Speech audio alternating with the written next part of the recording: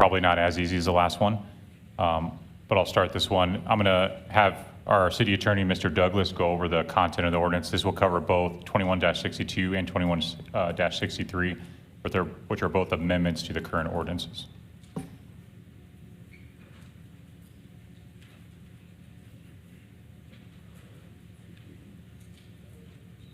Not quite as tall as Chief Story. I have to pull it down a little bit. Good afternoon, Mayor, Mayor Pro Tem, councilors. So the two ordinances that are at issue here now are 2162 and 2163, known in the shorthand as prohibited solicitation and standing or loitering on or near a street or highway, respectively. So what's the purpose of these amendments? What were we trying to do here, you may be asking? Well, we're trying to do a couple of things. With regard to the prohibited solicitation, when I reviewed this ordinance, there was language in here that was concerning to me, language that's already on the books right now. And so what we tried to do collaboratively is make arguably unconstitutional portions of laws that are already on the books less restrictive so that it can be enforceable. And these are public safety initiatives. They're not meant to target any one type of speech. And so the goal there was to make sure that the ordinances are narrowly tailored to address a public safety concern, to ensure that the ordinances are content neutral. So what does that mean? That means that all types of speech would be subject to this. We're not favoring one type of speech over another. And to ensure that the ordinances serve a significant public safety interest.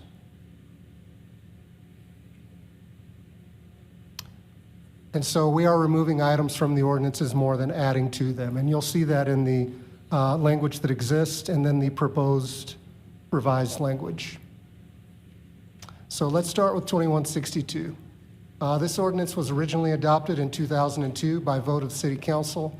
And the ordinance was amended on November 19th, 2018, after Judge Brack in the Federal District Court for the District of New Mexico ruled against an overly broad Albuquerque ordinance. I might be getting ahead of myself here, but the name of that case was the Brewer case. And I think it's important to realize that the Albuquerque ordinance and our ordinance, they are not the same. The Albuquerque ordinance that was struck down would have prohibited all solicitation in any kind of landscaped median. It would have prohibited anyone standing in those medians from receiving or exchanging anything from drivers on the roadway. That is not what our proposed ordinance does, and I just want to make that clear to everyone. And so, proposed change here, it shall be unlawful for any person to solicit money or other things of value or to solicit the sale of goods or services in the manner described in subparagraphs 1 through 5. There are some changes here. So solicitation is prohibited as follows: in an aggressive manner in a public area, and here's the new language underlined, or on private property within the city limits. So what does it mean to aggressively solicit? That's actually defined in 2161, and basically aggressive solicitation would be repeatedly in a harassing manner asking someone for something, for a donation, for instance, or to contribute to one's cause, and then after receiving a negative response, to continue that solicitation, to behave in a harassing manner, or to make someone feel, a reasonable person, to feel as though they were going to be assaulted. That would be aggressive solicitation. So something that's in the ordinance right now that I have a really big problem with, you'll see the strike through in paragraph 2. The way the ordinance is written right now, the ordinance that is on the books, is that no one may solicit anything of value in any public transportation vehicle or at a bus station or bus stop. That's a time and place restriction that frankly should not be in the ordinance, and so we would propose removing that. Another proposed strike-through is that it is currently illegal to solicit anything of value within 15 feet of any entrance or exit of any bank or check cashing businesses or within 15 feet of any ATM. Again, that's a blanket prohibition. And we would like to do away with that because it is arguably unconstitutional and impinges on First Amendment speech rights. Now, caveat to that is if a private business owner wishes to prohibit solicitation of any kind on their own private property under the revised ordinance, they would be able to do that. They would be able to prohibit that solicitation, but there would be no blanket prohibition like there is with regard to this language in paragraph 3. That's why we're recommending removal. And that's more deleted language here. Currently illegal for anyone to offer to clean a vehicle's windows or to block or occupy or reserve a public parking space. That's arguably problematic language, and so we've removed that.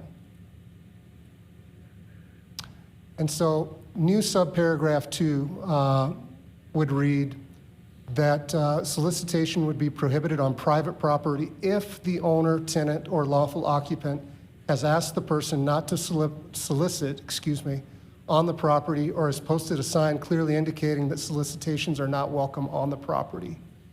And so those are private property rights. But those would be enforceable under the new ordinance, but it would be incumbent on the property owner, tenant, or lawful occupant to make it known that solicitation is not allowed on their property. And then lastly, this is new language, or part of it is new language. The way that it reads right now is from any occupant of a motor vehicle that is in traffic on a public street. Arguably, that comports with the language that was struck down by the Brewer Court in Albuquerque. Remember, Albuquerque wanted to prohibit, I don't even like saying this word, but panhandling is what they wanted to prohibit. And they, I think, were very clear about that.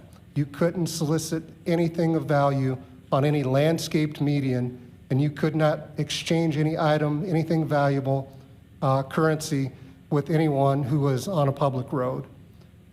That's not what we're trying to do here.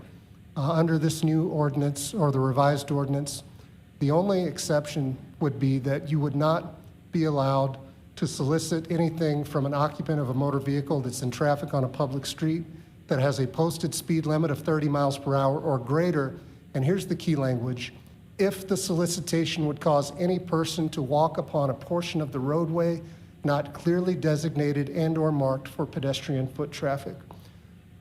So historically, and this is very important, historically, public medians have been public fora for free speech.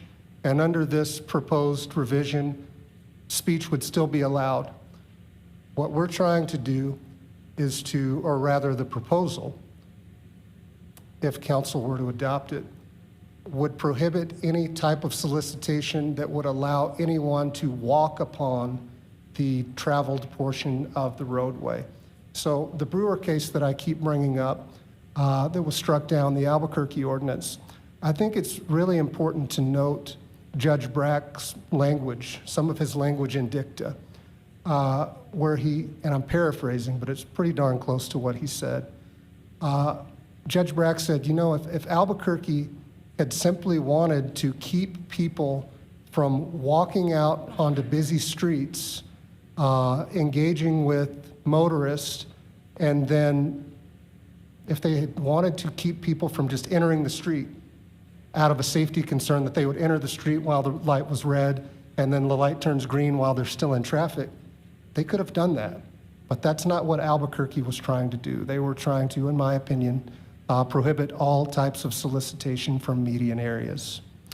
And so even though the 10th Circuit did end up striking down the Brewer ordinance, the Albuquerque ordinance, there's some really strong language in there as to what would have occurred if their ordinance had been more narrowly tailored. And so slide 9 here, you see the clean copy. This is the proposed ordinance, the newly written ordinance, and at this time I'll turn it back over to Chief Story, but I'll be available for questions as well.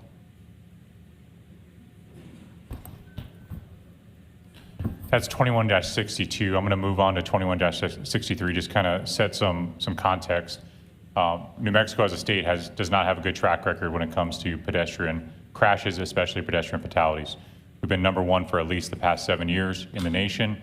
Las Cruces itself has seen a drastic increase in pedestrian fatalities in the last several years. When I was in traffic, we held to an average of 2 to 3, and we've seen that jump drastically, and I'll show those statistics. It's also important to note that over the past 4 years, most of the pedestrian fatalities we've seen involve some pedestrian error. Now, that's 12 of 17 fatalities. It's also important to note that not all of them are just pedestrian error. Some of them do have an error that the driver committed, but the pedestrian error did contribute to the crash or was the sole cause of the crash in 12 of 17 cases. This is our crash data for pedestrian crashes since 2020. If you look at the total, we've seen an increase in overall crashes, both injury, non-injury, and fatal, but we've also seen a drastic increase in fatal crashes in the last 4 years, from averaging about 2 to 3 consistently to jumping up to 7 at a high in 2022 and then 5 last year.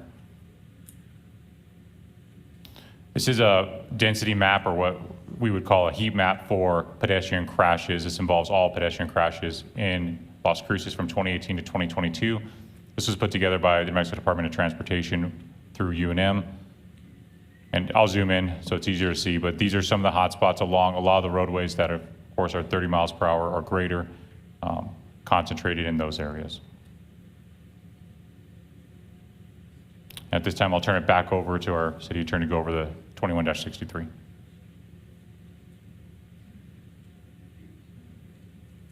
All right, again, Brad Douglas from Legal for the record. And so the purpose of this section is to prevent dangers to persons and property and to prevent traffic delays and to avoid interference with traffic flow. So standing on or near a street or highway, again, you'll see some minor changes here. With regard to subsection B, paragraph 1, causes the person performing the activity to enter onto the traveled portion of a street or highway where the posted speed limit is 30 miles per hour or greater. That is new language. What these proposed ordinances would do would be to prohibit any type of solicitation of any kind if it would cause any person to enter onto the portion of the roadway not clearly marked for pedestrian foot traffic. And so paragraph 2, I'm proposing deletion, and I'll read that deleted language. Currently prohibited is any solicitation or any standing or loitering, rather, that would involve the person performing the activity to be located upon any median area which separates traffic lanes for vehicular travel in opposite directions. That's language that's currently on the books. It is very arguably unconstitutional. As I stated in my last trip up here, public medians are traditionally for free speech, for First Amendment protected activity. And so it was very important to me that we remove that language. New paragraph 2, current paragraph 3, it would be prohibited for a person prohibiting or performing an activity if they were blocking vehicles in such a way that they could not move into a legal parking area safely. Pretty non-controversial, I think. And so it's unlawful for any person to stand or loiter on any highway included in the interstate highway system, including any entrance to or exit from the highway. Very important, that language means the actual traveled upon portion of the roadway itself, not adjacent to. We certainly don't want anyone standing in the middle of the highway. And so that's what that means. Paragraph D, new language. It shall be unlawful for any person to stand or loiter on, access, use, occupy, assemble, or congregate on any median that's located on any roadway with a posted speed limit of 30 miles per hour or greater that does not possess a flat area of at least 4 feet in diameter. Very important qualifier there. The narrative that I've heard is that, or I've been asked about rather, is why are you guys trying to get people off medians? That's not the case. The purpose of this proposed ordinance would be to keep all persons off of thin slices of pavement or keep them out of an area that's undivided where traffic is passing in both directions unless there is a flat surface area of 4 feet in diameter. But presence in those medians would still be allowed. And there is language in Evans versus Sandy City. That is a published case out of our own circuit, the 10th Circuit Court of Appeals, stating that municipalities do have an interest in keeping persons off of thin slices of pavement or, undivided areas where traffic is flowing in both directions. So that's what this proposed ordinance would seek to do, would not prohibit solicitation. And then paragraph E, I'd mentioned that for purposes of this section, the traveled portion of the street or highway means that the portion of the road normally used by moving motor vehicle traffic. And so here is your clean copy for consideration of 2163, with some of the problematic language removed.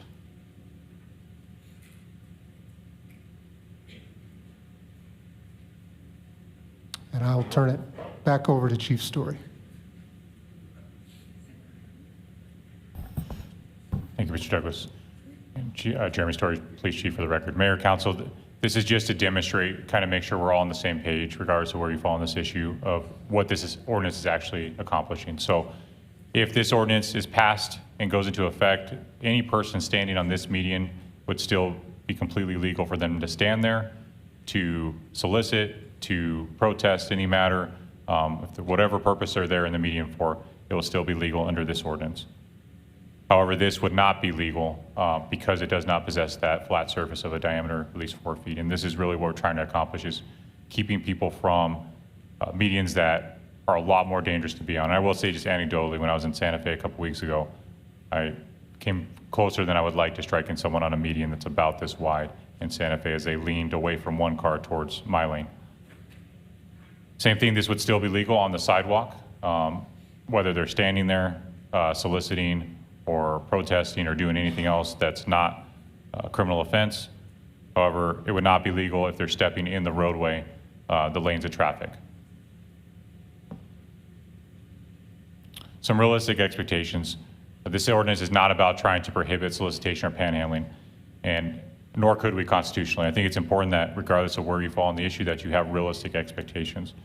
We're simply trying to regulate the time, manner, and place to make it safer for everybody, the pedestrians and the vehicles on the roadway. And it's also important to know that you will still see people panhandling or soliciting along our roadways because it is their constitutional right to do that in certain areas. We are just trying to make it safer for everybody.